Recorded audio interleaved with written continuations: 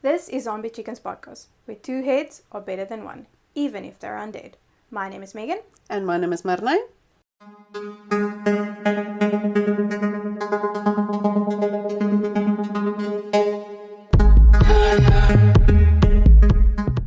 And in this episode, this month rather, we are discussing and going to top 10 rated whatevers. Things. So Themes. Themes. So it's Not things. top 10 rated themes for the entire month of May. And with this specific one, it's going to be the top 10 most haunted castles, houses, places, homesteads, places of the world. Of the world, yes. Top 10 most haunted places. And I will start us off. This entire list we did get from Wanderlust. So we will be linking all the sources we use in the description of this podcast. So if you would like to go check it out for yourself, yeah, it's quite cool. It's actually a lot bigger list. I think it's a list of 40, if I'm not mistaken. I think it's a list of 20. 20. Oh, sorry. A list of 20, and then we are just doing the top 10. So I'll start us off with number 10, and it is Poveglia Island, Italy. Poveglia is a small island located between Venice and Lido in the Venetian lagoon, northern Italy. A small canal divides the island into two separate parts. The island is first mentioned in the Chronicles of 421, when people from Padua and Este fled there to escape the barbarian invasions. In the 9th century, the island's population began to grow, and in the following centuries, its importance grew steadily, until it was governed by a dedicated podesta. In 1379, Venice came under attack from the Genoan fleet. The people of Poveglia were moved to the Giudecca. Sorry for all the weird pronunciation, or not weird pronunciations, me pronouncing it very badly, all the Italian words. Oh, don't worry, I have a few coming up and I'm quite nervous, especially some of the Indian ones. The island remained uninhabited in the subsequent centuries. In 1527, the Doge offered the island to the Camaldolese monks, who refused the offer. From 1645 on, the Venetian government built 5 octagonal forts to protect and control the entrance to the lagoon. The Poveglia octagon is one of 4 that still survive.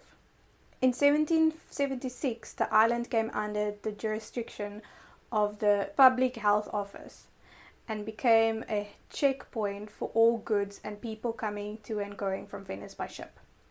In 1793, there were several cases of plague on 2 ships, and consequently the island was transformed into a temporary confinement station for the ill.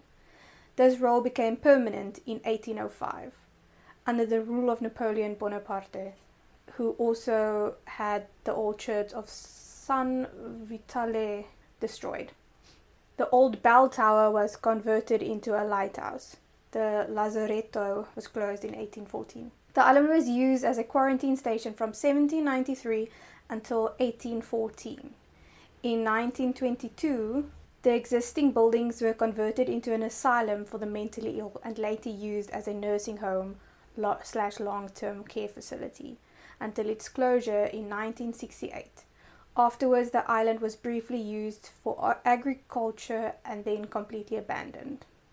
In 2014, the Italian state auctioned a 99-year lease of Poveglia, which would remain state property, to raise revenue, hoping that the buyer would redevelop the hospital into a luxury hotel. The highest bid was from Italian businessman Luigi Brugnaro. He planned to invest 20 million euros in the restoration plan. The lease did not proceed because his project was judged not to meet all the conditions. Other sources suggest that the deal was annulled because the bid was too low, which was 513,000 euros. Brugnaro initially fought the cancellation of the lease, but after he became mayor of Venice, he renounced any intentions to the island.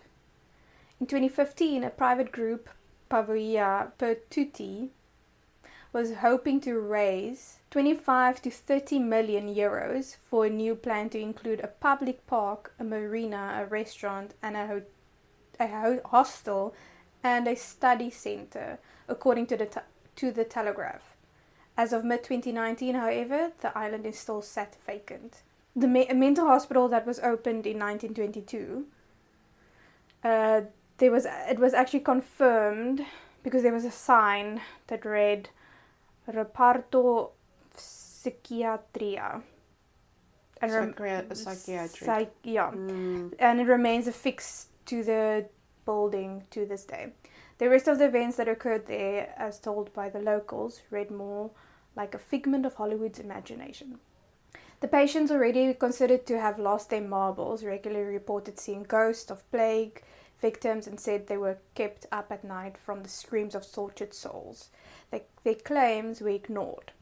In 1968, after the doctor's death, the hospital was closed and the island was once again completely abandoned. A few people have set foot on Poveglia since 1968, as it was completely off limits for visitors. Paranormal shows like Ghost Adventures and Scariest Places on Earth both got permission to visit the island and film there. But yeah, it's actually off limit to any people wanting to go visit. So you literally have to go to the government to ask for permission to actually visit the island, yeah. Shit, so you actually can't go there? No. And it's actually quite beautiful, the pictures. I wish we were a visual podcast so you can actually see, because it's really, really beautiful. So weird to think, well, if you look from far away, if you look closely to the buildings, you can see there's like destruction to the buildings and things like that. So clearly there were people that were there without permission. I have no idea how they would get there. I mean, do you know how far it is from inland? I'm not sure, but I think it is quite a distance. Okay. But because remember the Venetian lagoon is like really, really big. And there is a couple of islands in the lagoon itself. So it's just, I'm actually not sure how close to mainland it is. That would be interesting. But yeah, so it is off limits to everyone. So it's mainly just the ghost stories that are told from it, even though they say it's one of the most haunted places, are from people's accounts from like the mental institute and things like that. Yeah, shame. You can't believe anything they say because they're already mental. Exactly. Shame. So poor people. Yeah, it's not like their version was considered valid. Exactly. Yeah. Well, at number 9, we are going to Banff Springs Hotel in Alberta, Canada. Now, the Banff Springs Hotel, as it's commonly known, first opened in 1888 in Alberta, built by the Canadian Pacific Railway. The city of Banff and the hotel were named after the first European settler in this region of Canada, William Davidson, who was born in Banff, Scotland. Also, the whole structure of the hotel is based from sort of the structures from Scotland. Yeah. From that period. So it's difficult to actually go into the history of this hotel because it goes in and out of ownership. But the most famous story is the Burning Bride of the 1920s. Okay. And the story goes, she's a woman dressed in a wedding gown that lost her life on the staircase. There were candles on the staircase when the bride was walking up to them, when suddenly her dress caught fire. In a panic, she tripped and fell down the stairs, dying from a broken neck. Many people have reported seeing her ghost in full wedding gown, often dancing in the ballroom. Guests and staff, in some cases, witnessed the flames from her dress as she dances. Others have witnessed the woman on the staircase where she lost her life. Staff have also reported strange noises coming from the bridal suite, even when the suite is vacant. Damn.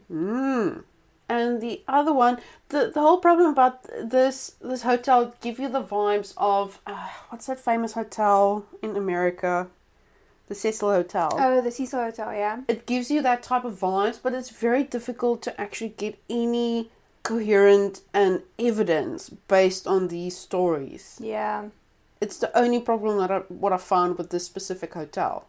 It's also a beautiful hotel, but the second ghost that's very well known is of Sam Macaulay. He was a bellman at the hotel in the 60s and 70s.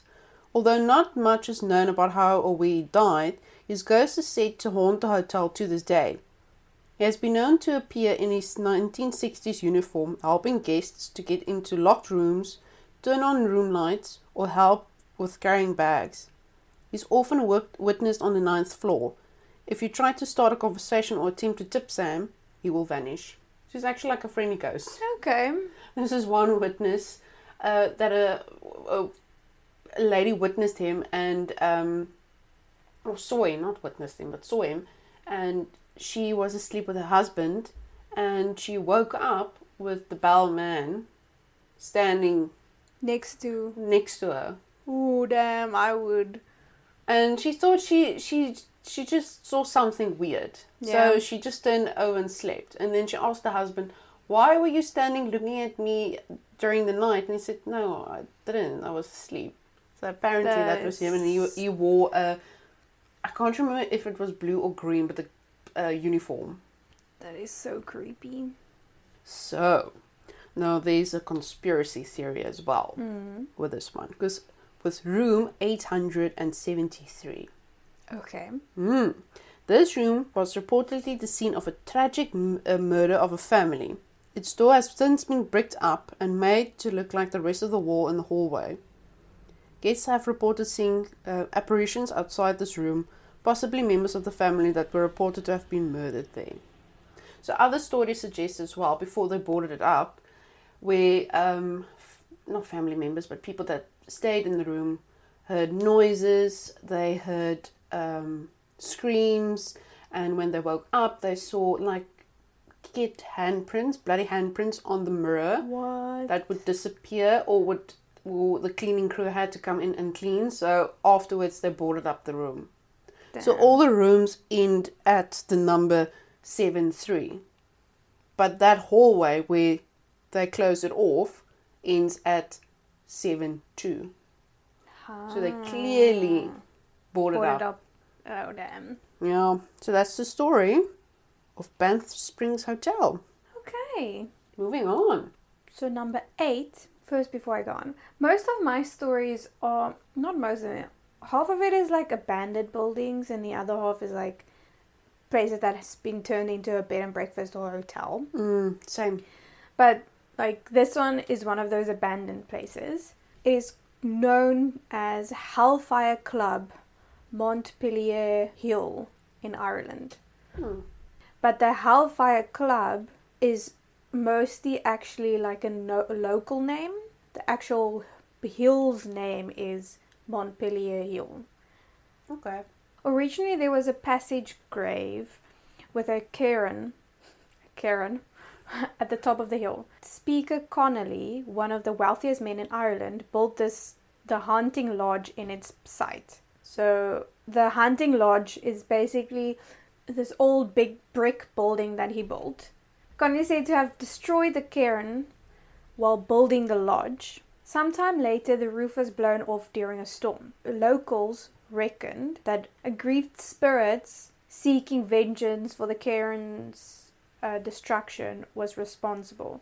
If people don't know what a cairn is, it's basically like a stack of rocks that they put on top of hills and places like that on someone's grave, basically.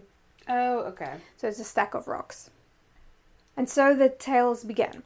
Over time, fact and fiction have become so intertwined that it's impossible to separate them.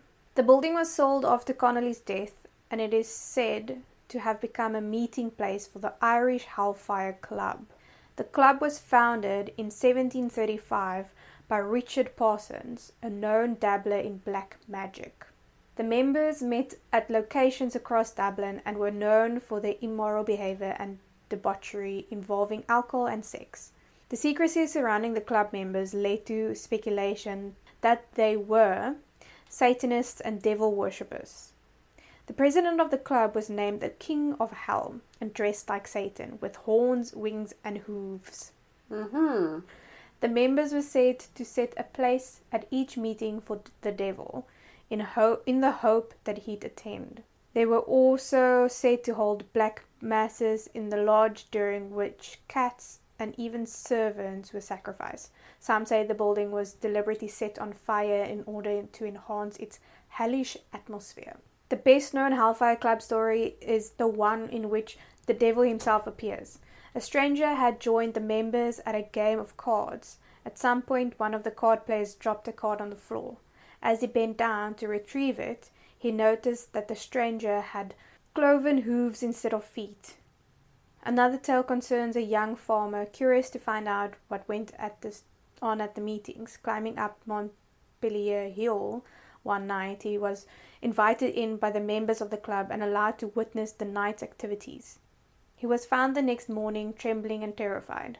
Tradition says he spent the rest of his life unable to speak, unable to even remember his name. A black cat features in one of the most famous tales. In this story, another young man, a visitor to the local farmhouse, goes to investigate the activities at the club. Next morning, he is found dead. His host and the local priest, believing him to have been murdered, go to the club to investigate. A banquet laid out and the black cat prowling the room. But this is no normal cat. It's huge, and the priest notices its ears are shaped like horns. Happening to have a small bottle of holy water in his pocket, the priest decides to attempt an exorcism. The result tears the beast apart. Outside, the host is found laying on the ground, his face and neck deeply scratched with strong claws. The Hellfire Club remains burnt out and abandoned on Montpelier Hill, looking over Dublin. The view is glorious on a sunny day, but at night time, people have reported unusual smells, a strange atmosphere, and traces of satanic ritual have been discovered. So you can actually it's like part of a hiking trail. Oh. So you can actually go and hike there and walk around. And it's just a completely abandoned building. There's like graffiti on the walls and it's completely broken and everything. So you can walk around it and go. Oh, so explore. it's not like with the previous one, you're not allowed to go there. No, it's people say go. Visit. It's basically like a tourist attraction, but most locals use it as use the hiking trail. So Okay, yeah, that was quite an interesting one. So with number 7, it's actually very close to home for us because it's the Castle of Good Hope, which is in Cape Town, and we've both been there. yeah. Multiple times. You've been there multiple times. I've only been there once. Oh yeah, you have only been there once. Yeah, funny enough, the one that actually went to school in Cape Town. Yeah, Only went there once. that is strange. But it's actually very interesting. While I was researching this specific one, I was trying to think of, how weird it was. Because the only thing is, we didn't experience anything weird. It's just, It's a very eerie building. It is a very eerie, but especially the day we went, because it was very dark and cloudy. It was a very dark day. So it just, everything felt dark and wet. yes, gloomy. Exactly. So it did cast a weird shadow over the place. And you do get this whole, weird feeling about it. But the Castle of Good Hope was built by the Dutch East India Company between 1666 and 1679. The Castle of Good Hope is the oldest existing colonial building in South Africa. It replaced an older fort called the Fort de Hoop, Goede Hoop, which was constructed from clay and timber and built by Jan van Riebeeck, the first commander of the Cape. In 1682, the gated entry replaced the old entrance, which had faced the sea. But just an interesting fact about Cape Town. Cape Town was used as a stopping point or a halfway point for the Dutch East India Company when it was the start of the spice route. Yeah. So, just so people know, Cape Town was a halfway point. A bell tower situated over the main entrance was built in 1684. The original bell, the oldest in South Africa, was cast in Amsterdam in 1697 and weighs just over 300 kilograms, which is 660 pounds. It was used to announce the time as well as warning citizens of danger and could be heard over 10 kilometers away. That's actually quite far. It was also rung to summon residents and soldiers when important announcements needed to be made. The fortress housed a church, bakery, various shops, workshops, living quarters and cells, among other facilities. The yellow paint on the walls was originally chosen because it lessened the effect of heat and the sun. I never knew that. I always wondered why it was yellow. Thought it was aesthetically aesthetic. Same. Like, yellow. Okay, cool. Cool. It's quite yellow though. It's yellow. It's like it's yellow. Yeah. During the Second Boer War, which was in 1899 till 1902, part of the castle was used as a prison, and the former cells remained to this day. Over the course of time, it was the administrative centre of the Cape, a garrison, a prison, and its dungeon served as a temporary holding cell. And we were actually in one of those cells. Yeah, we were. The one without the light. Yeah. Workers and visitors report hearing noises and footsteps in the windowless dungeon, the Bhangarh, or the very dark room. Yeah. And we were there. That's the one we went. Absolutely freaking... Yeah, just to explain, it doesn't have any windows or any... It has one small window very high up. It doesn't really... I don't think that counts as a window. I think that's just it's like ventilation. an opening. But you literally... I still have a photo somewhere that we took when we were in the Bhangarh. Yeah. It's literally just this one... little doikie. Back of light. Yeah. And they close the door while you're in there just to show you how dark it is. And it's a very immense, feeling because it's pitch black. You can't see your hand in front of your face. It's a very, very ominous feeling. People have also heard footsteps and noises in the narrow corridors of the building. The bell in the bell tower, which was walled up centuries ago after a soldier hung himself from the bell rope, sometimes ring of its own accord. Damn. A black dog is also said to haunt the property and has been known to approach visitors and then disappear. Yeah. Did we see a dog? I keep trying to think. I'm trying to remember if we saw something without actually even realizing.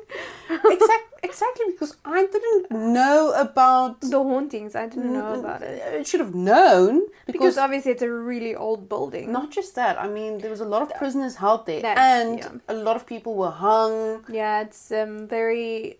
The way they were killed was brutal. Was definitely the way vengeful spirits get formed. Exactly. Yeah. But I do have to say, you do get this eerie feeling while you're being there. But I don't know if it's because of the day we went. No, I felt the same when I was there previously. I was there on a sunny day. You feel like you're being watched the whole time, and it's just like this creepy feeling between your shoulder blades. Yeah, it's a weight. It's like a weighted feeling on you. It's very hard to explain. It does feel very strange and eerie being there. Because when I was doing research about this one, I kept thinking back the day when we went, because I didn't know about the hauntings, even though you should know about the hauntings because it was a prison at one time. But in any case, Lady Anne Bernard is another of the castle's ghostly residents. In the late 18th century, Lady Anne lived at the castle as the colony's first lady and often entertained important dignitaries. It seems even death won't stop her from fulfilling her duties. Her ghost is said to appear even today when important dignitaries visit. Another known ghost story is that of Governor Pieter Gijsbert van Noort. Was apparently a strict and militant man, once sentencing even soldiers to die by hanging. One of the soldiers is said to have cursed him. Later that day, Van Noort was found dead at his desk, having died of a heart attack. Damn.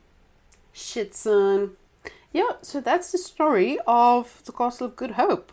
One of my ancestors' names are commemorated on the walls in the castle. Really? Because That's he cool. fought in the war. It's Charles something Hayward. All the family names are exactly the same. So, but yeah, he's commemorated on the walls. But what I wanted to say is, the way to explain the feeling you get from being there, it feels like you're doing something wrong. Yes. Like, the whole time we were there, it felt like I was doing something wrong, as if I didn't pay to go in. Which we did. Which you did, because It's just a very odd building, though. it is a very odd building. It's ominous. It's just it's- the only yeah. thing to say. It's very ominous. And there were so many corners and cracks where there was no people, and we were just like, are we allowed to be here? Can we just walk around? That was very freaky, though. I'd like to go back, though. Definitely. I feel like there's so much more you can actually see. Yeah. But I think next time we should go with the group. With the big group and the sunshine. Yes. Even though I'm not, again, I don't believe in ghosts, but it does give you a very, very weird feeling that when I went to the bathroom alone, it's just, that hallway is just so long and narrow, and, it's very cramped.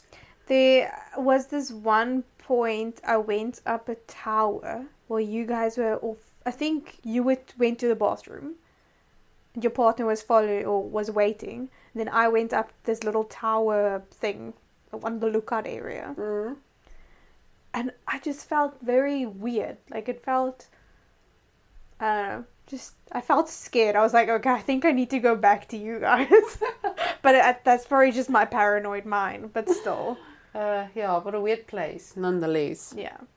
So number 6 is Ancient Ram Inn in Gloucestershire. Gloucestershire. No, my God. Gloucestershire, England. Yeah, so Ancient Ram Inn in England. Oh, but I think I've heard of the Rams Inn. Isn't it one of the oldest buildings in England? Or oldest hotels or something of the sort? Yeah, it is.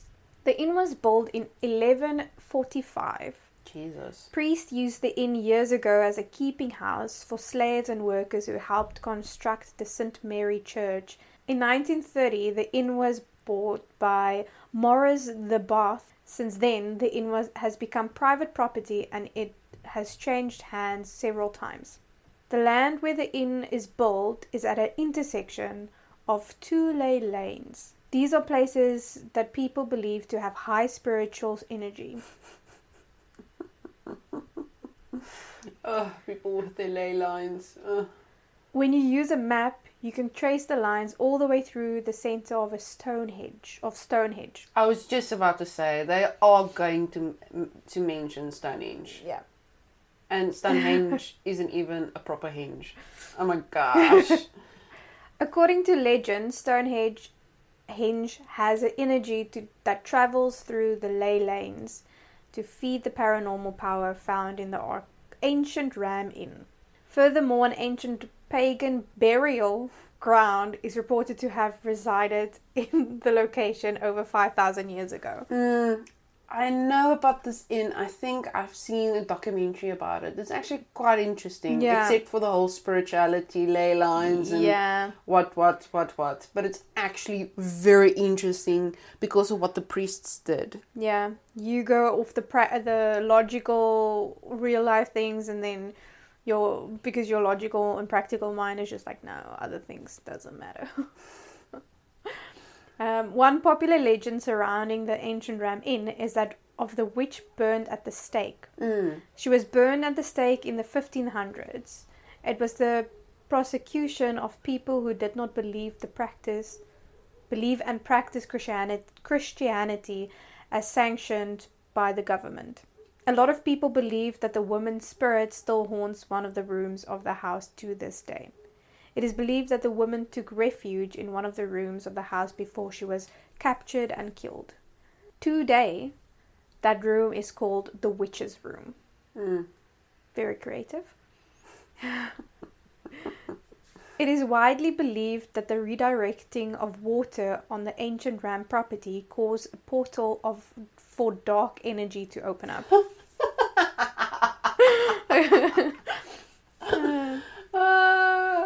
The past owner, John Humphreys, attested to the spectres which have made the house their home. During John's first night, he claimed to have been grabbed by the arm by a demonic force and dragged from the bed across the room. John found evidence of devil worship and ritual sacrifice too. He discovered the skeletal remains of children just under the staircase. Broken daggers were also found within the skeletons. Until his death, he claimed to be haunted and attacked by various entities in the house on a regular basis. There have been many sightings of previous owners of the inn seen residing and sitting together with the patrons of today's time. One of the most haunted rooms in the entire inn is called the Bishop's Inn. The room is found on the first floor of the house. When the inn was still a bed and breakfast, a lot of guests would not want to sleep in the room. Some who did sleep ended up fleeing in the middle of the night. It is said that the ghost of the monk haunts the room on a regular basis. The ghost of a centurion on horseback has also been spotted. It is said that the plumber who saw the apparition was startled out of his wits when the apparition went straight through the wall. There is also talk of a succubus that creeps into the beds of sleeping visitors. And that is the story of the ancient Ram Inn in a nutshell.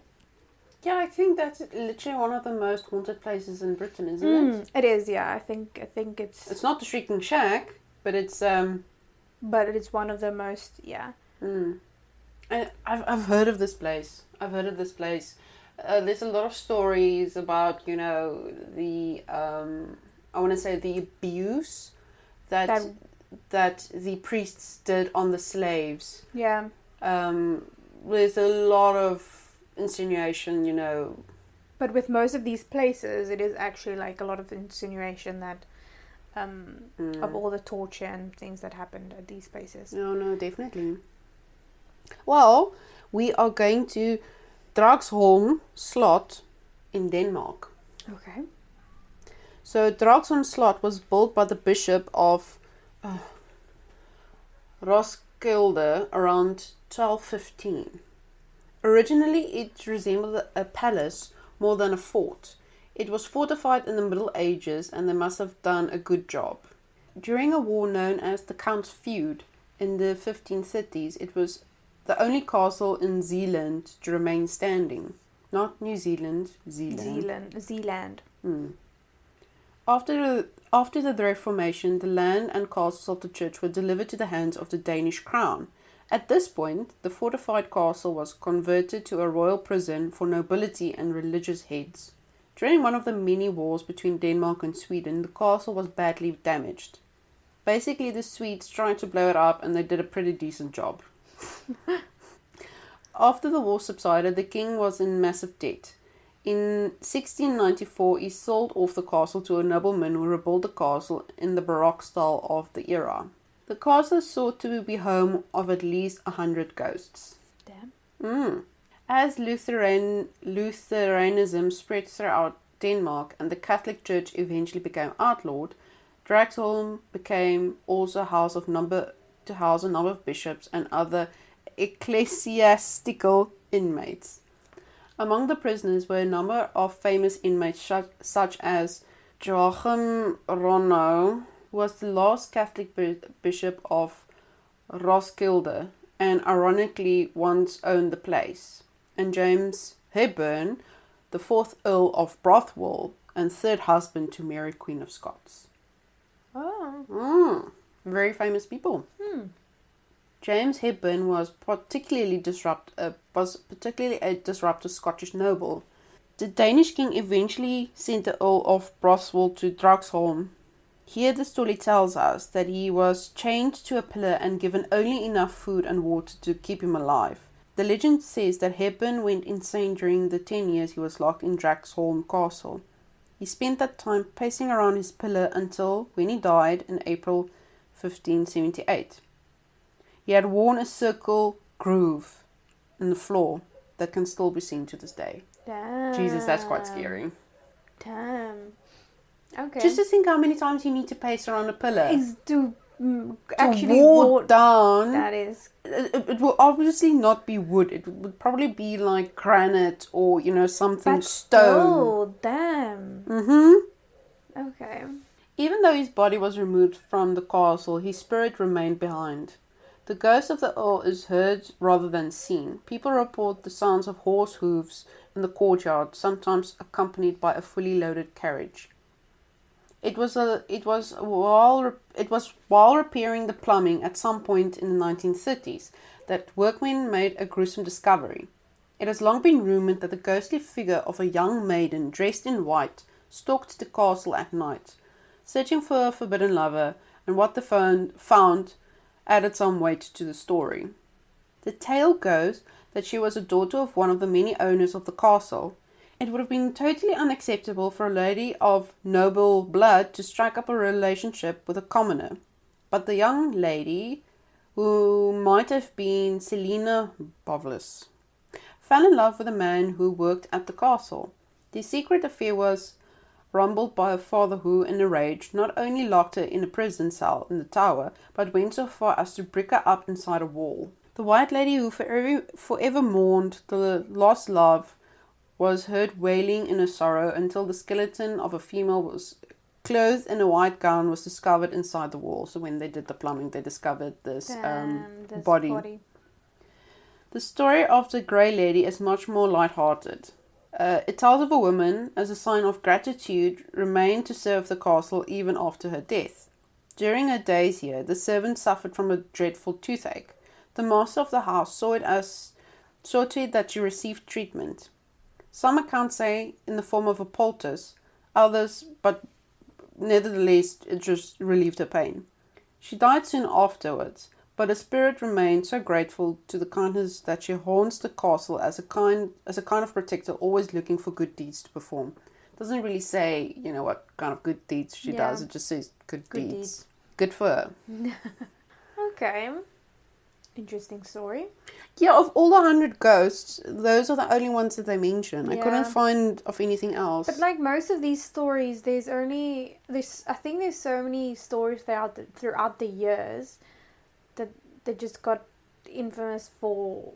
Exactly. And I think they would only, use the ghosts of famous people like James Hepburn. Exactly. Because he was the third husband of Mary, Queen of Scots. Definitely status to the ghosts. So number 4 is Myrtles Plantation, which is in USA. Is it in Illinois? So have you heard about it? No, but Illinois is famous for their cotton plantations. Is it Illinois? It's normally by the bayou. I think it was Illinois. I'm actually not. I can't remember now. I'm so confused. Maybe it is. I think it was Illinois.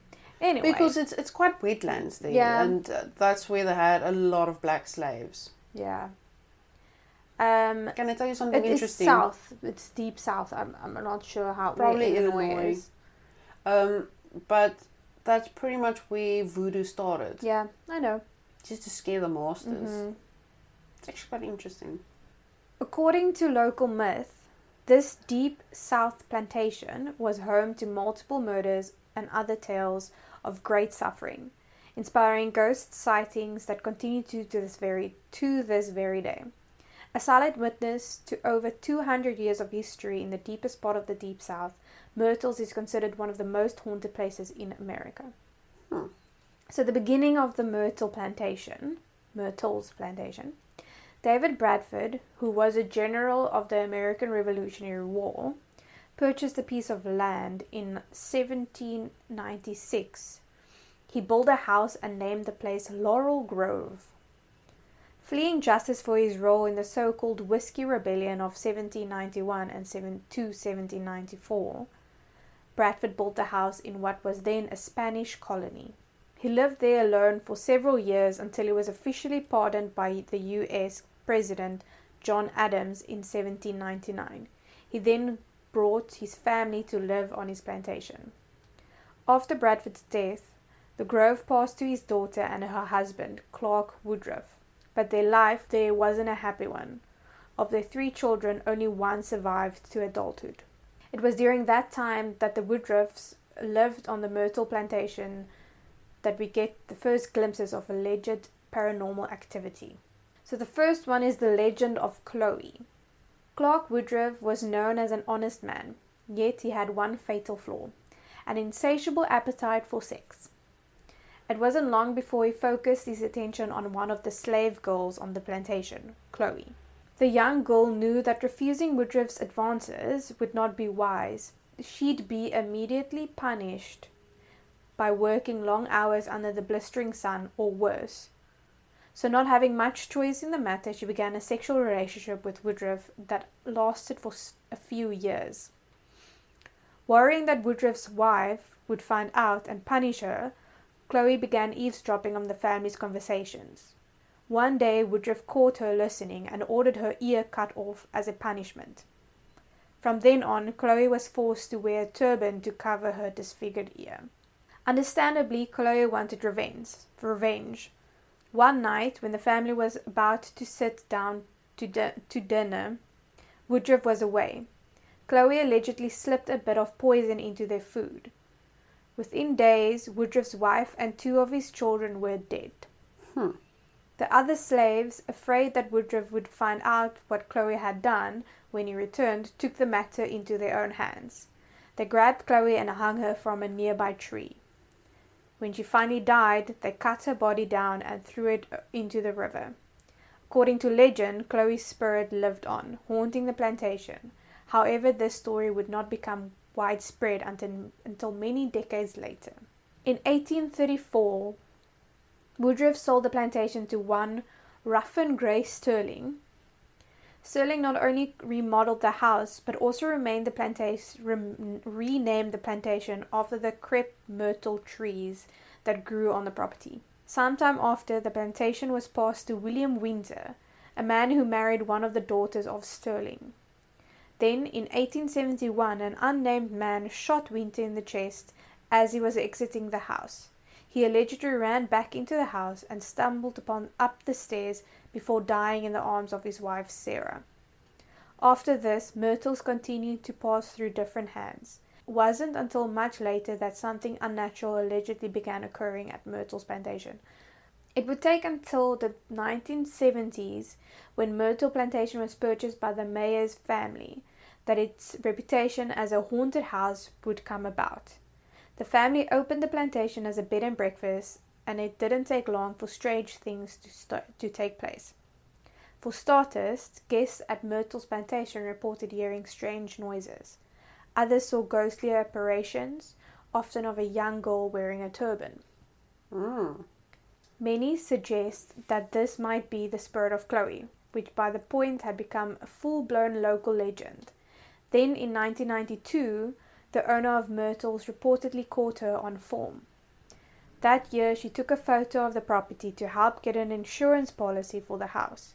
The photo was quickly forgotten until 3 years later, when a researcher asked to use it for a postcard. After blowing it up, he allegedly noticed the figure of what appeared to be a young girl. According to the owner, there was no one in that spot that day. Some people claim to have seen young girls in old-style clothing in the windows. Others say that they've caught glimpses of Woodruff's children appearing in the mirror near the room where they died. According to another local legend, Myrtles Plantation was actually built on top of an old Indian burial ground. Some people report seeing spirits of Native American women in a gazebo on the property. Meanwhile, others have reported seeing William Winter, the only man we know for certain was killed at Myrtles Plantation. According to the story, Winter's ghost relives his last moments by loudly staggering through the house's entrance and running up the stairs on the 17th step, where he allegedly met his end. Some people even claim to have caught the ghost on film. Although some of these photos are undeniably spooky, they look somewhat grainy and raise suspicion over their authenticity. Yeah, it's always double exposure and long exposure. Yeah. But for some reason, this reminds me of Skeleton Key. Weirdly enough, it did for me as well. Which is weird. But it did for me as well. I think I should go watch it again. We do want to watch a old movie. Well, that's not Not that old. I think that came out when I was in what? high school, before high school. How long 13? ago was that? Jesus, okay, yes. Now that you have to remind me. Yeah, just think back. Like, it's those memes that like say, oh, 1990 was 10 years ago, and you think back, you're like, oh, fuck. No, I see a lot of memes where they say like from the 1990s and like pre-30, and then, you know, like someone pointing directly at you, Yeah. so you can see this is, you're pre-30 now. Exactly. Any case, number 3 is Bhangarh Fort in Rajasthan, India. So it was built in the 17th century in Rajasthan. The Bhangarh Fort is an ancient specimen. It was believed to have been erected by Man Singh I, one of the Ravratnas in Akbar's court, for his son Madhu Singh I. There are 2 stories of Bhangarh Fort still surviving in the form of legends.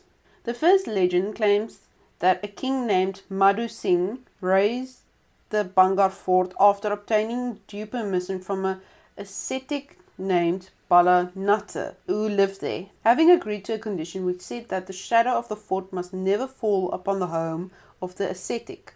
But as fate would have it, one of the ambitious successors of Madhu Singh added to the fortifications vertically, thereby causing its ominous shadow to engulf the abode of the ascetic. Lo and behold, once it came to pass, the fort was doomed within no time. The alleged prophecy stood fulfilled, and the Bangford fort became haunted. Okay. It's very legendary. Yeah. I couldn't really find anything about sacrificials or any sadistic murders. It's very legend based. The second legend behind the Bhangarh fort is more popular than the first one. It claims that Princess Ratnavati of Bhangarh was responsible for the apocalyptic situation which befell the fort. A local black magician fell in love with her. She was believed to have been very beautiful. It's all the stories. Never the ugly one. Sorry. No, but it's true. That's true. That's why I'm laughing. Because if you look back about the folklores we did in the previous month's podcast. Beautiful girl. Blonde hair. Beautiful, Yeah. beautiful. Fuck that shit. She was believed to be very beautiful, and once he tried to bewitch a cosmetic she was supposed to use to make her and fall in love with him. The princess smelled suspicion and foiled the entire conspiracy of the black magician by pouring the bewitched cosmetic over a massive stone boulder, which then supposedly crushed the tantric to death. But before the magician breathed his last breath, he placed a curse upon the entire landscape that no soul would ever be able to live in peace there. The whole landscape around the Bhangarh fort was being haunted since. It's literally as if it just everyone moved away overnight, basically. Damn. It's very difficult to pinpoint what happened really. Yeah. I just There's not really a lot couldn't of- find anything. It's like something happened and everyone died or everyone moved away, and it's just this No one- dilapidated building. No one is there to tell the story. No. No one is allowed to enter the fort after sunset or before sunrise. It's literally not allowed. Like the previous one, number 10. Literally, it's not allowed. It is said that the spirits roam in Bhangarh fort at night and various strange noises are heard. Also, it is said anyone who enters the fort at night would not be able to return in the morning. Damn. I want to go there now. Yeah, I was thinking the exact same thing, but then in my mind, I think, yeah, the people of the legend will probably make it want to last longer, so they'll kill the people, and then so you'll get killed by people, not by ghosts. The thing is, they have guards stationed at certain points. What? And when night falls, they leave. What? Yes, they leave. Damn. Therefore, you are not allowed to be there at night. You are literally not allowed to be there. Damn. Okay. Mm. So my next one is the second one. So number 2 is Monte Cristo Homestead in Australia. And it is the most haunted house in Australia. Very hard to believe. The original owner, Christopher William Crawley, received 2 areas of land. One of 400 acres and another of 120 acres in January 1876 under provisions of the Robertson Act of 1861. His fortunes changed when the Great Southern Railway line opened in 1878. Perhaps tipped off the year before, he acquired a license and built the Railway Hotel opposite the soon-to-be bustling railway station. At this time, the village consisted of Mr. Crawley's hotel and the adjoining railway store run by George Dobbins and a few scattered slab houses and bulk huts. The township benefited tremendously from the influx of travellers and agriculture trade, fueling the region's explosive growth. His natural generosity and sense of civic responsibility resulted in him being held in high regard by all segments of the community. His hard-earned wealth and newfound social status needed an omnipresent symbol, so Monte Cristo came into being, literally meaning Mount of Christ. Oh, so that's what Monte Cristo means. Mount of Christ. I knew Cristo was Christ, but... Oh, I didn't even know that. Yes, come now. In Supernatural, Dean says Cristo to the pilot. What season? 1. Oh my god. I know I rewatched it recently. I know we were obsessed with it for a while, and I'm still slightly obsessed with it, but I cannot remember. It's because they had... It was in the first season, it wasn't in the second one. I can't remember specifically, but it was the one specifically with the haunted plane, where the plane would literally, after a few kilometers in the air, would dive, and everyone would die. And I think the one of the people on that plane was a survivor of the previous one. Yeah. Sam told Dean, remember to say Cristo. Or remember to use Christ's Latin name, Cristo. And Dean said, yes, I know that. Or something like that. Ah, okay. And he said, like, Cristo. Cristo. Wherever he went, like, down the aisle. I can vaguely remember that now, but not really. I need to rewatch it. Oh, that's a very niche reference right there. Yeah, yes, definitely. Your weird brain remembers weird things. I know, Jesus, fuck. So, prior to the construction of the new house in 1884, the Crawleys lived in a small brick cottage now called the original Homestead. It was built in 1876 and became the kitchen and servants' quarters. Envisioned as the grandest home of the region's landed gentry, Monte Cristo succeeded in becoming the ultimate status symbol. Like a castle in feudal Europe, it was the center of local power and sat perched high on a hill, so its lord can survey his realm from the second-floor balcony. However, it was still a farming property, the nucleus of Crawley's family agriculture pursuits, and Mr. Crawley wasn't above getting his hands dirty. No price was spared in its construction, built of sandstock bricks fired on site and land on a dry stone foundation.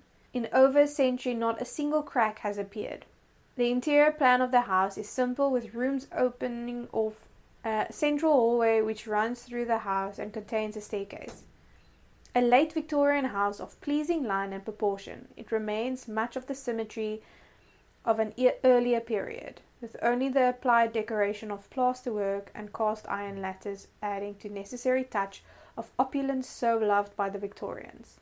The homestead was renowned as one of the region's social centres, a place where balls were held and local gentry idled away the day in country pursuit, playing tennis and golf on the region's first course. In between these pleasant activities, the Crawleys raised 7 children, all of whom went on to live happy, productive lives. Mrs. Crawley is remembered as being very like Queen Victoria, and usually wore a black lace dress lace cap with a standard beaded collar. She ruled the house with a rod of iron with her husband, appeared to be a quintessential Victorian couple. But as was often the case, perceptions were misleading. Staff would later recount stories of harsh mistreatment by their employees, which spawned many ominous legends persisting today. William Christopher Crawley died at Monte Cristo on 14 December 1910 at the age of 69 from heart failure, secondary to blood poisoning caused by a carbuncle on his neck becoming infected from rubbing up against his starched collar. It is believed that his widow only left the house on 2 occasions in the remaining 23 years of her life. Jesus. Turning an upstairs box, which is a storage room, into a chapel. She immersed herself in the Bible. Mrs. Crawley herself died at Monte Cristo on the 12th of August 1933 at the age of 92 of heart failure, secondary to a ruptured appendix. The Homestead's glory days were now over, but Monte Cristo would remain a Crawley family home until 1948, when the last member of the family vacated, after which no one would live there again until it was acquired by Olive and Reginald Ryan more than a decade later, by which time its furnishings had been auctioned off and stately grandeur faded by time, vandalism and neglect of generations which had ceased to care about its pioneering past. A chain of violent events in the house had triggered other supernatural incidents. A maid once plummeted to her death from the upstairs balcony, and the figure of a woman in period dress has been seen walking along the veranda blood-stained steps where she fell. A stable boy who was burned to death in his bed at the hands of his master is thought to haunt the coach house, while the ghost of a mentally disabled man named Harold wanders the grounds. Kept chained in the caretaker's cottage for 40 years, Harold was found coiled up at the feet of his mother's dead body. He died shortly after being sent to a home for the insane. The sound of clanking chains is said to warn his approach. It is actually a really, really big tourist attraction. You can do like ghost events. I think you can actually sleep over. So they give you dinner, and then you can sleep over, and they do give you a ghost tour of the place. There's also a doll museum, and then they still do the balls. They do a haunted ball every year. Ooh. But because of obviously COVID and those things, I think hasn't happened since 2019. But they do they actually dress up, and they do haunted balls and things like that. That's actually but it's cool. By invitation only. Oh, Jesus. Yeah. Then how do you get an invitation? Be rich and famous in Australia. I have no idea. But yeah, okay. It is actually quite a big tourist attraction. Cool. Yeah. It's actually funny to think that there's anything haunted in Australia. Oh, by the way, it's a tourist attraction, but the people still live there. So like the Ryan family. Really? It's their house. Okay, so they make money out of the tourist attraction then. Yeah, I'm guessing. The husband died in, I think, 2014. But the wife is still doing it. Oh, kudos for her for still doing it. Well, at number 1, we have Château de Brissac, Maine-et-Loire in France. Je ne sais pas. Which is, I don't know. My go-to phrase. The Château de Brissac resides just south of the city of Bhangarh, in the Loire River Valley of France. The original castle was built in the 11th century. In the 15th century, the Duke of Brissac took ownership and decided to tear down the original medieval castle and replace it with a new castle to be built in a grand Renaissance style.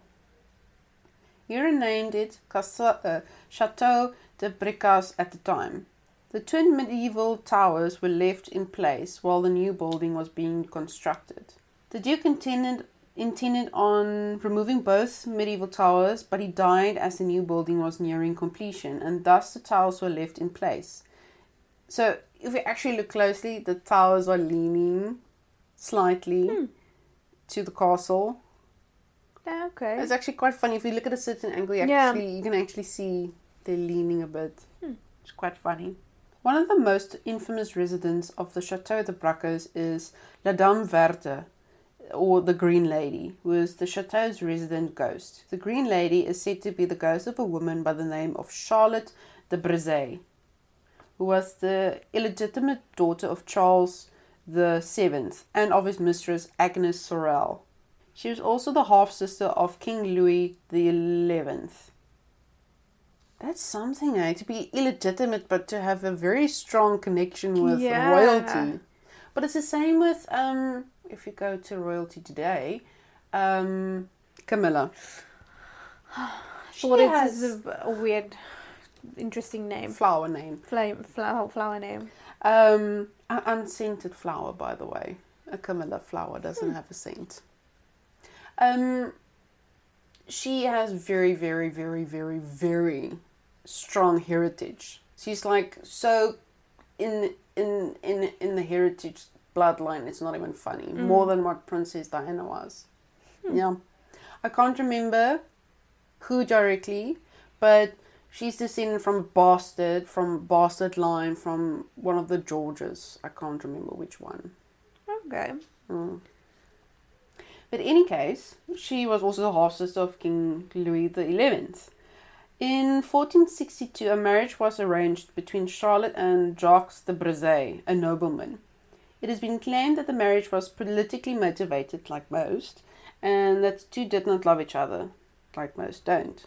Additionally, it has been said that the two individuals had quite different characters. For instance, Jacques is said to have enjoyed outdoor activities such as hunting, whilst Charlotte was more inclined to a sophisticated life.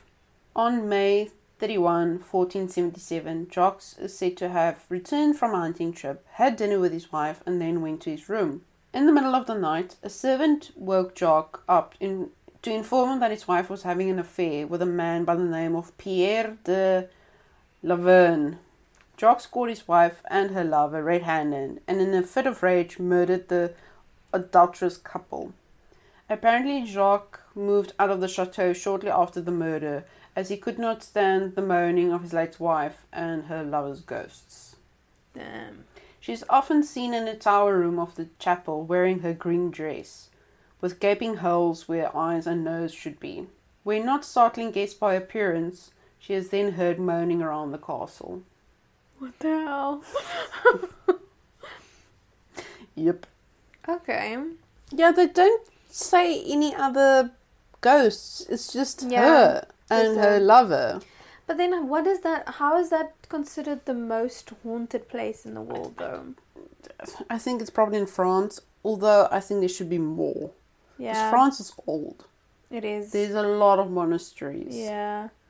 A lot of brutal shit happened in that country. Exactly, well, when the Vikings came over. Country, but especially when the Vikings came over. Damn. But yeah, that's literally the only thing that I could find of Château de Brissac. Yeah. Fuck knows how you're supposed to pronounce it. Château the exactly. Brissac? Brissac?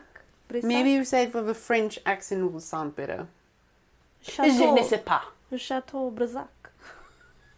Je ne sais pas. Okay. Anyway, that is the top 10 most haunted places in the world, according to Wanderlust.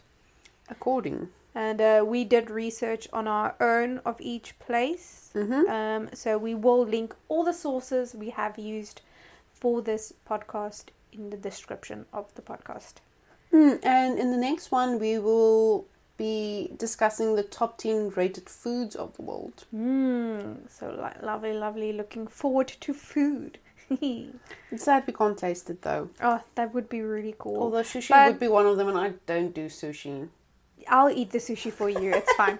But we can do that maybe for one of our Patreon tiers. We can do like a video of tasting the top 10. Like a weird... Or, tasting different... A weird delicacy. Definitely. That would be really cool to do that. So that can be something we can work on. Or like a weird sweet, or, something that they enjoy that like Vegemite. That's not weird. It's Marmite. But to others, to Americans, it's weird because we have Bovril and Marmite. But I eat Marmite almost. No, I don't want to say every day, but I used to eat Marmite every day. I prefer Bovril. But it's based. Bovril is not as salty and as strong, but it's the same thing as Vegemite. It's the same thing. Or maybe we did like the anchovy toast. Oh yeah, we can do weird things that is things that is considered weird to us that is eaten in other countries. We can do that. Like a delicacy. We can do delicacies. That would be really cool to do that. And some fruits as well. I think that'd be quite cool. Yeah, I really want to try durian, but apparently it stinks really badly. I know. I want to try starfruit though. We won't get, I don't think, starfruit, but that would be nice. Apparently durians, well, we won't be able to get durians in South Africa fresh, but we'll get it we can maybe order it online in a can or dried durian. That's the thing as well. Yes, because dried durian is also a delicacy. It's like a jerky. But, and then we should maybe try century eggs. Fuck no. Apparently it tastes like, if you like a really, really strong blue cheese, you'll like it. I don't do cheese. Yeah, I know, but I do. But now I'm thinking to myself, but obviously it's the same with Vegemite. You're not supposed to just eat it on its own. You're supposed to eat it with something else. Most people eat it with, especially Japanese, they eat it with, congee, which is like a rice pudding. They eat it on top of that as an extra flavoring, I would say. But yeah, so please, that is our video for today. Podcast for today. So please follow us on all of our social medias at Zombie Chicken Podcast. And also support us. Please support us. Please support us on Patreon. Also Zombie Chickens Podcast. It starts with $1.50 a month. And then we are working on things that is more exclusive for our podcast. So you actually get benefits from it. And bonus content. So we're working on things like that. But yeah, that's it for today. So stay tuned for next week's top 10 foods of the world. And keep a Bible with you. I don't know. Stay safe, people. Burn your sage. Burn your sage. Your sage, cleanse bitch. your houses, people. Cleanse your houses. Burn sage, bitches. And that's it. Cheers for yours. Cheers for yours.